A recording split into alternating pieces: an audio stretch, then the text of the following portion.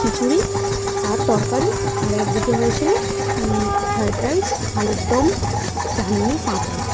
যে যেখানে যেরকমভাবে খেয়েছে। মা আমাদের সেজে বসে আছে ওই দেখতে। আমার ভিডিও ভালো লাগলে লাইক শেয়ার সাবস্ক্রাইবটা অবশ্যই করে দেবেন।